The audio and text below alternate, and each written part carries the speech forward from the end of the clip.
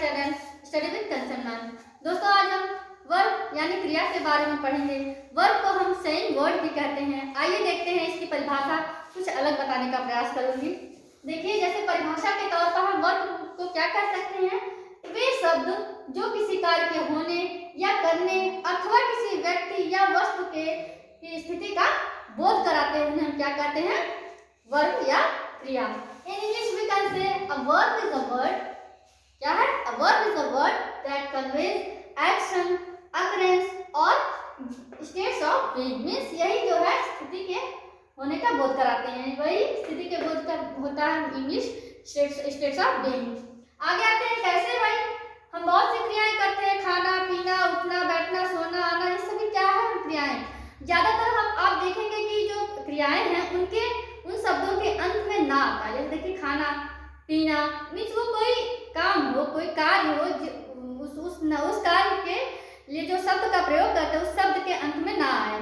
अब जैसे आप कहेंगे जीना मरना, ये नहीं हो जाएगा आपका क्रिया, ठीक है। तो आप क्या करेंगे, वो कोई कार्य हो, जैसे कर रहे हैं, करना, खाना पीना, सोना, मारना, पीटना, ये सारी चीजों के लगभग जो शब्द है जिसके अंत में ना आ रहा है, और उसे हम क्या कहेंगे, क्रिया। अब उदाहरण के तौर पर हम देख लेते हैं, the peon rings the bell.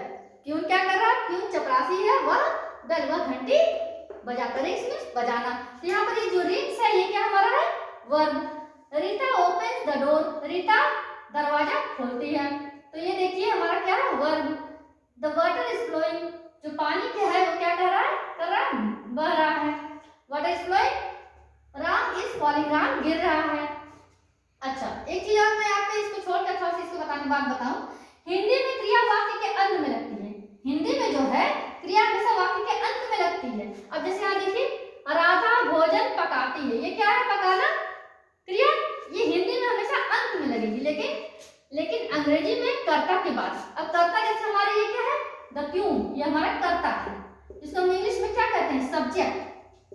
ठीक, ये बात आई समझ में, जो प्यून ये हमारा सब्जेक्ट। इंग्लिश में जो हमारे वर्ब्स होते हैं वो कर्ता के जस्ट बाद लगते हैं, ठीक है, लेकिन हिंदी में जो क्रिया है वाक्य के अंत में लगती है। उम्मीद है आपको बात समझ में आ रही होगी। आगे देखिए, मैं स्कूल जाता हूँ, जाना क्या है, वर्ब है, वाक्य के अंत में लगा हिंदी में।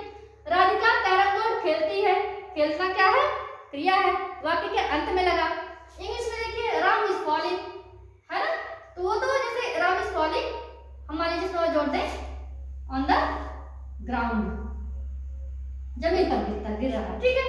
तो भी हमारे देखिए राम के जस्ट, मतलब जो हमारा कर्ता है इसके जस्ट बाद लगा, इसके बाद लगा, फिर वाटर क्या हमारा सब्जेक्ट था, इसके बाद फ्लोइंग, ठीक है, लेकिन ये एकदम वाक्य के अंत में लगा। अब इसके बाद हम विधेय जोड़ सकते थे, flowing, flowing in the garden, ठीक है, लेकिन इसमें देखिए सब कुछ भोजन हमारा था, ये हमारा था ऑब्जेक्ट, इसको हम कर्म कहते हैं, और ये क्रिया था।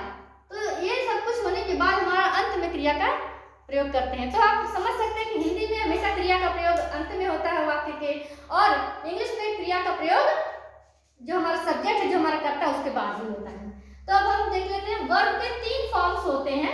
इसके लिए हम डिटेल से पढ़ेंगे, लेकिन अभी देख लेते हैं थोड़ा सा 2 उदाहरण।